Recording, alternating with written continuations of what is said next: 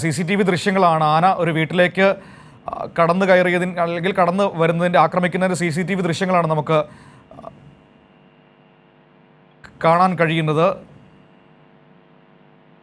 ഒറ്റ നിമിഷം ഞാൻ അതൊന്ന് കണ്ടതിന് ശേഷം ആന കടന്നു വരികയും വീടിൻ്റെ മുറ്റത്തേക്ക് കടന്നു വരികയും ചെയ്യുന്നതിൻ്റെ കൃത്യമായ ദൃശ്യങ്ങൾ നമുക്കതിൽ കാണാൻ കഴിയുന്നുണ്ട്. അപ്രതീക്ഷിതമാണ്, കാരണം ഒരു വീട്ടുമുറ്റത്തേക്ക് അപ്രതീക്ഷിതമായൊരു കാട്ടാന കടന്നു വരുന്നു, അത് വീടിനുള്ളിലേക്ക് കയറി പോകുന്നു. അത്രയും ദൃശ്യങ്ങളാണ് ക്യാമറയിൽ പതിഞ്ഞിരിക്കുന്നത്. ഇത് സ്വാഭാവികമായി ഒരു നാടിനെ വലിയ തോതിൽ ഞെട്ടിപ്പിക്കുകയാണ്. കാരണം വീടിനുള്ളിൽ പോലും സുരക്ഷയില്ലാതായിരിക്കുന്നു എന്ന തരത്തിലേക്ക് വന്യജീവി ശല്യം രൂക്ഷമാകുന്ന ഒരു സാഹചര്യം. ഇനിയിപ്പോൾ അതിൻ്റെ കാരണങ്ങൾ എന്തൊക്കെയാണെന്നുള്ളത് പിന്നീട് നമുക്ക് ആലോചിക്കേണ്ടി വരും. പക്ഷേ എങ്കിൽ പോലും വീടിനുള്ളിൽ പോലും സുരക്ഷയില്ലെങ്കിൽ പിന്നെ എങ്ങനെ ജീവിക്കും മലയോരവാസികൾ എന്നത് അവരുടെ വളരെ പ്രധാനപ്പെട്ട ഒരു ആശങ്കയാണ്. അത് കണക്കിലെടുക്കേണ്ടി തന്നെ വരും ഈ ഒരു സാഹചര്യത്തിൽ. അനൂപ്, ഈ ദൃശ്യങ്ങളിൽ നമുക്ക് കാണാൻ കഴിയും മനു, ഈ വീട്ടിനുള്ളിലേക്ക് മതിൽ പൊളിച്ചാണ് ഈ ആന കയറി എത്തുന്നത്, അജിയെ ആക്രമിക്കുന്നതും മറ്റും ചെയ്യുന്നത്. അതോടൊപ്പം തന്നെ ഇവിടെ വലിയ കുഴപ്പങ്ങൾ ഉണ്ടാക്കുകയാണ് ആന. നമുക്ക് ലഭിച്ച ദൃശ്യങ്ങൾ പ്രകാരം പല വീടുകൾക്കും കാര്യമായ കുഴപ്പങ്ങൾ ഉണ്ടാക്കിയിട്ടുണ്ട് ഈ ആന പോകുന്ന വഴിയിൽ.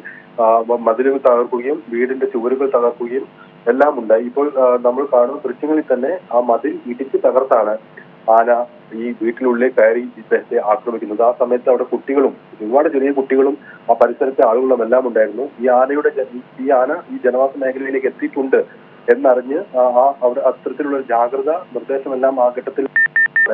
എന്നാലും ഈ വീട്ടിനുള്ളിൽ ഉണ്ടായിരുന്ന ആളുകളെയാണ് ഈ ആന ആക്രമിക്കുന്ന ഒരു സാഹചര്യത്തിലേക്ക് എത്തിയിരിക്കുന്നത് എന്നാണ് നമുക്ക് ഈ ദൃശ്യങ്ങളിൽ നിന്ന് മനസ്സിലാക്കാൻ. ഏതായാലും അജിയുടെ മരണം സംബന്ധിച്ചുള്ള ദുഃഖകരമായ വാർത്തയാണ് ഏതായാലും ഇപ്പോൾ നൽകാനുള്ളത്. മാനന്തവാടി മെഡിക്കൽ കോളേജിലേക്ക് പെട്ടെന്ന് തന്നെ എത്തിച്ചെങ്കിലും അദ്ദേഹത്തെ രക്ഷിക്കാനായില്ല എന്നുള്ളതാണ്. ഈ മരണത്തെ തുടർന്ന് ഇവിടെ വലിയ പ്രതിഷേധം നടക്കുകയാണ്. കഴിഞ്ഞ ദിവസവും രാത്രി വൈകുവോളം ഇവിടെ വലിയ ജനക്കൂട്ടം ഉണ്ടായിരുന്നു. അത് ഈ വെങ്കടദാസ് എന്ന ഫോറസ്റ്റ് വാച്ചറെ കടുവ ആക്രമിച്ച് പരിക്കേൽപ്പിച്ച സാഹചര്യത്തെ തുടർന്നായിരുന്നു. ഈ ദൃശ്യങ്ങളിൽ കാണുന്ന ഒരു കാര്യമുണ്ട്, അവിടെ കുട്ടികളൊക്കെ ആ മുറ്റത്ത്, വീടിന്റെ മുറ്റത്ത് ഇങ്ങനെ കളിച്ചുകൊണ്ട് അല്ലെങ്കിൽ കൂടി നിൽക്കുന്നതൊക്കെ ഉണ്ടായിരുന്നു. വലിയ ദുരന്തം ഭാഗ്യം കൊണ്ടാണ്, ആളുകൾ കൂടുതലുണ്ടായിരുന്നു, വലിയ ദുരന്തം ഭാഗ്യം കൊണ്ടാണ് ഒഴിവായത്. തീർച്ചയായും ആ ദൃശ്യങ്ങളിൽ തന്നെ നമുക്ക് അതിന്റെ ഭീതിയും അപകട സാധ്യതയും എല്ലാം മനസ്സിലാക്കാം. അവിടെ നിരവധി കുട്ടികളുണ്ടായിരുന്നു, പരിസരങ്ങളിലെ കുട്ടികളാണെന്നും മറ്റുമാണ് നമുക്ക് മനസ്സിലാക്കാൻ സാധിക്കുന്നത്. അവിടെ ആളുകൾ കൂട്ടം കൂട്ടിയിരുന്നു. ഈ ആനയുടെ സാന്നിധ്യം വന്നതിന് ശേഷം ആളുകൾ ജാഗ്രതയിലായിരുന്നു. അതുകൊണ്ട് തന്നെ ഓരോ വീടുകളിലേക്ക് ആളുകൾ കൂട്ടമായി എത്തുകയും മറ്റുന്ന സാഹചര്യം അവിടെ ഉണ്ടായിരുന്നു എന്ന് വേണം മനസ്സിലാക്കാൻ. അവിടേക്കാണ് ആന മതിൽ തകർത്ത് വീട്ടിനുള്ളിലേക്ക് കയറി ആക്രമിക്കുന്ന സാഹചര്യം ഉണ്ടായത്. ആ ആന അവിടെ നിന്ന് ഇപ്പോൾ തൊട്ടടുത്ത മനയോരത്തോട് ചെത്തുമേഖലയിലേക്ക് കടന്നു എന്നാണ് നമുക്ക് അവിടെ നിന്ന് ലഭിക്കുന്ന വനംവകുപ്പിനും അതുപോലെ പൊതുപ്രവർത്തകനും എല്ലാം നമുക്ക് ലഭിക്കുന്ന വിവരം.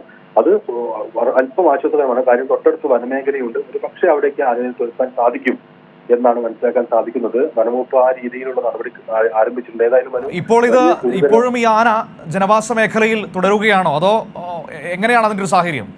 ജനവാസ മേഖലയിൽ തന്നെയാണ് ഇപ്പോൾ ഈ ആനയുടെ സാന്നിധ്യമുള്ളത്. ഇപ്പോൾ ഈ കുറുക്കൻമൂല ആ മേഖലയോട് ചേർന്നിട്ടുള്ള വനപ്രദേശത്തോട് ചേർന്നിട്ടുള്ള ഒരു സ്ഥലത്താണ് ഈ ആനയുള്ളത്.